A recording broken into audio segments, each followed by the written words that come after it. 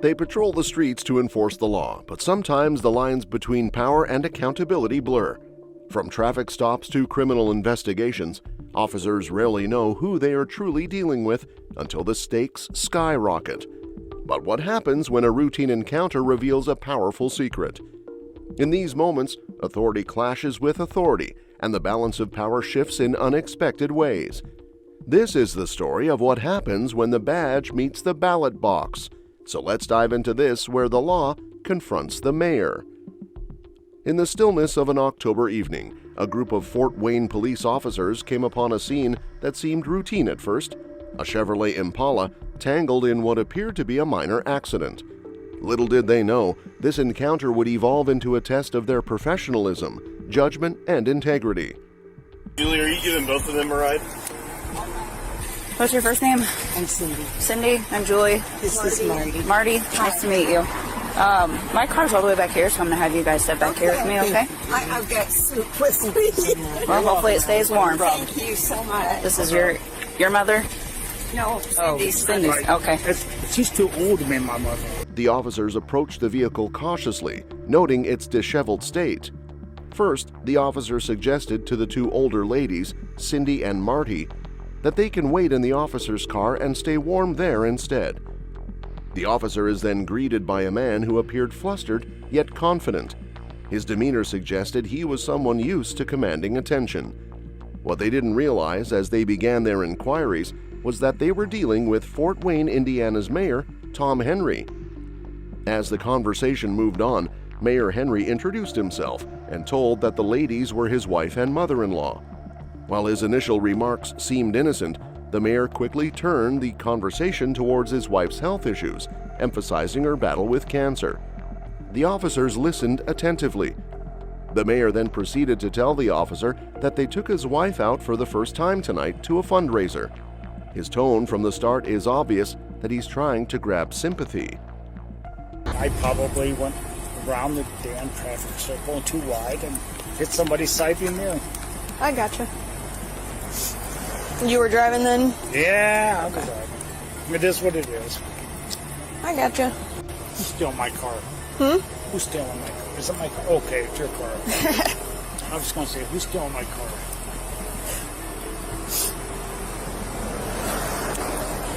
Can I check on my wife, see how she's doing? Nope, she's just about to leave. We have an officer who's taking her home. Mayor Henry first explained that he probably went around the damn traffic circle too wide when he hit somebody, as he admitted that he was the one driving. He then attempted to defuse the situation, shifting between expressions of concern for his wife and a casual confidence. He then wanted to check on his wife, who was already being escorted home by an officer. Despite his seemingly genuine concern, the mayor's tone carried an undertone of entitlement, as if expecting leniency based on his position and personal circumstances. As the officers continued their investigation, Mayor Henry's demeanor shifted. He continued saying about his wife, she has a real medical problem. His earlier calm gave way to irritation as he repeatedly requested updates about his wife's transport. When the officer told them that they were just waiting for the sergeant, he said impatiently, "Let's get the sergeant moving," showing flashes of frustration. The officers remained professional, explaining that the sergeant was on his way, but in true entitled mayor style, he said, "I don't give a shit." Leader for this area. Roger, leader. Tonight it's Sergeant Wilkins. You need the deputy chief? Hafner. Hafner? Steve. Yeah. He's the deputy chief for the quadrant. Is he on duty? No. Actually, I'm more afraid of my wife. Aren't we all? Hi, honey. Right behind you.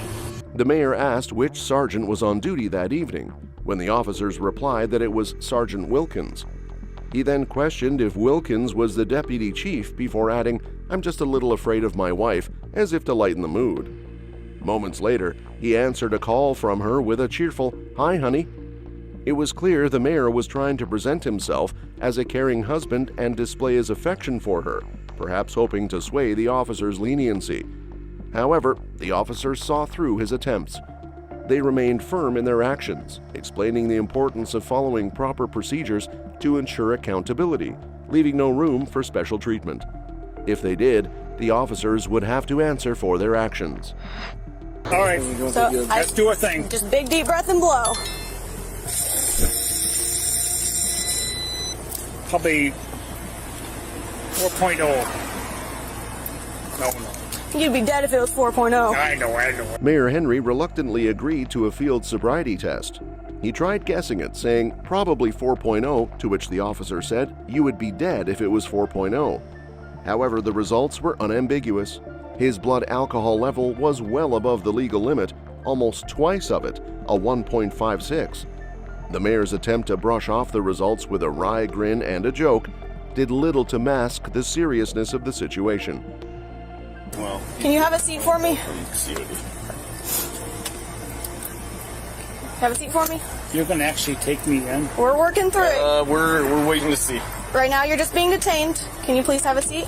You helping or are you good? No. I'm looking at your name. It's Asplund. It'll be on all the paperwork. I'm sorry. Asplund? Aspen. Oh, I understand what you're doing. I just want to know. As the officers prepared to take him into custody, they asked him to take a seat in the officer's car. Mayor Henry's attitude became more combative. "You are actually going to take me in?" he asked incredulously.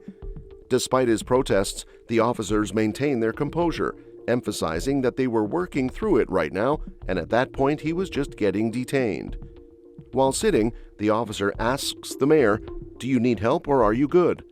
This question was prompted because of the fact that the mayor was continuously looking at her and revealed that he was actually looking at her name badge. The officer simply tells him her name and that it was also on the paperwork. The mayor gets in the car saying he just wanted to know. The mayor's true intentions were beginning to become obvious. This is me getting fired, is what it is. Yep, I'm right there with you. He's asked my name like 3 times. Technically, I'm pretty sure it's supposed to be a supervisor because I'm 90, but apparently that's not gonna. Please be the supervisor, maybe 90. Okay, if he's good, that's good. Okay, I just, he's not good. He's not good with it. He doesn't want to be handcuffed. He doesn't want to be in the car. So, And he's already threatening us. yeah. Leave it the way it is now. Okay. I was gonna do it a little bit differently, but we're good. We're fine. I thought you said just go for it and then you Like left, so I told you didn't. guys. While the mayor was seated in the patrol car, the officers joked with each other, saying, "This is getting me fired. I'm right there with you. He asked my name like 3 times. All the officers then gathered and discussed their next strategy as the mayor was already being difficult and threatening them. They decided to let things be as it was, while the sergeant said he was going to try things a bit differently. It's not you, Mayor. We are, sir, we are in the middle of something that we don't want to be. Sorry, Luis. I'm just saying, My take bad. the handcuff off first. Yeah. Give me some more, dude. What we're going to do is we're going to wrap you down. We'll take your coat. We'll take that off. The officers took the mayor out of the car and asked him to take off his jacket so that they could adjust his handcuffs more properly. While doing so, the mayor once again started saying, "She has cancer treatment, goddammit, go get her home." The mayor then began asserting his authority more overtly. "You all work for me, right? I'm serious. I don't care about me," he said at one point, his tone teetering between desperation and indignation, continuously asking to get his wife home while abusing his power to get away with his crime. The officers, visibly uncomfortable, reiterated their commitment to their duties, refusing to let his position influence their actions, as they read him a few conditions and then took him to the station. Are you recording this? Yes, sir. Oh, okay. Dave. Good. Oh! What a pain in the rear. I think that they've heard ads before on the I've said worse than that on a body camera before. Oh, 100%, sir. Rubbing your eyes. Okay. You see the tip of my pen right here? Yeah. Okay. I want you to watch the tip of my pen with your eyes and your eyes only. Don't move your head, okay? Okay. All right. Pretty good with that.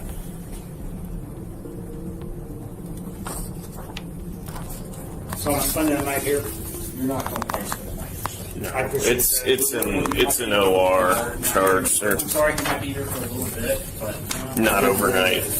I just want to make sure my wife's taken care of. I don't care I'll about make me. sure she reads everything, got her home, make sure that if she needed anybody, that we would contact them and stuff. Thank you. Well, We that's don't- not up to us, sir. I'm sorry. That's not up to us, Yes, it is. No, Well, sir. it will be. Not up to you, but up to me. sir. I'm sorry. No, I'm sorry, but this is the situation. The thing is this, we have to follow. I can't have my wife embarrassed.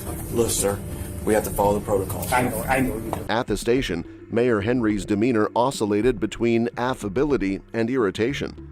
He engaged in small talk with the officers, attempting to project an air of normalcy. He was then asked to perform some tests, like walking in a straight line. After that, he asked whether he was spending the night at the station. However, the officers explained to him that it was just an OR charge. He then again went back to saying that he just cares about his wife and wants to make sure that she is fine. When the officer told him that his fate was not in their hands and that the decisions weren't up to them, he realized the gravity of his situation and his frustration resurfaced. "Well, not up to you, but up to me." The officer again explained to him that they have to follow the rules and procedures, but the mayor's excuse is, "I can't have my wife embarrassed like this." Protocols of it. I don't Okay, care. this is not. I will not be in the cell. This is not our decision. It's the sheriff's. This is the county's decision. Then get hold of the sheriff. I would- Call the sheriff. There's no fucking way I'm going to sit in the cell. Okay, I'm going to see what I can do. I know that he's on 5. Therefore, he's supposed to stay here for 6 hours and 40 minutes. Correct. So what we're going to have to do, state law requires you to be here for 6 hours and 40 minutes. State law. No way around it. You're the level that you are.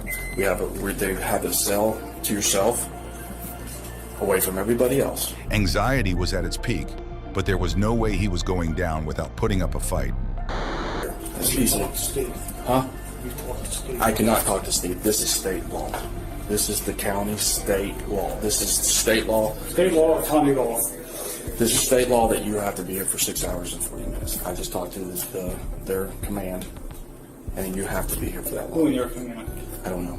I don't know who it was, but it's their jailer. They know their job. As the hours dragged on, Mayor Henry's patience wore thin when the officers took him to a cell and showed him where he would be staying. His response? "I don't care, I won't be in this cell," he shouted.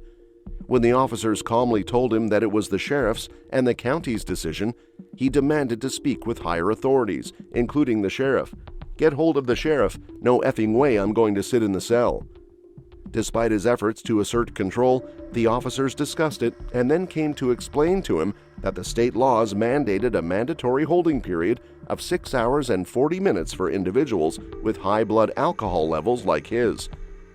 The only thing the officers could do because of his position was to provide him a cell away from everyone else. Still, the mayor was stuck on his decision and questioned the officer. "Did you talk to Steve?" When the officer tells him that it is the county state law, he says, "I just want to make sure that the sheriff and the chief both know that I'm here."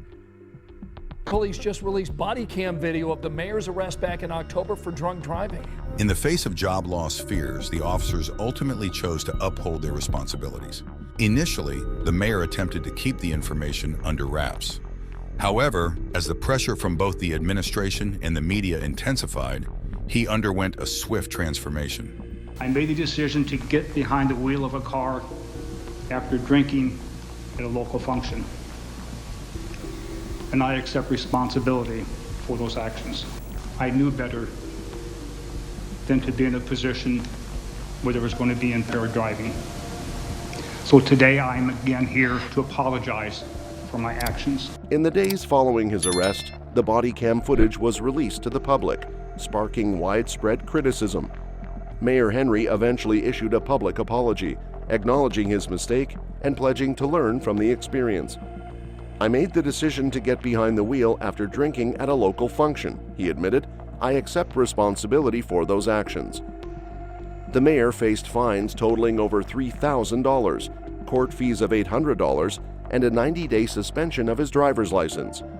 He was also required to abstain from alcohol for a year. Despite these penalties, the incident raised questions about his judgment and whether he could continue to effectively lead the city. And so, Mayor Tom Henry learned the hard way, no title outruns a 1.56 BAC. When the badge meets the ballot box, the law still wins. Maybe next time, he will steer clear of both the wheel and the damn traffic circle. If you enjoy true crime content like this, make sure you're subscribed so you do not miss out on any upcoming videos.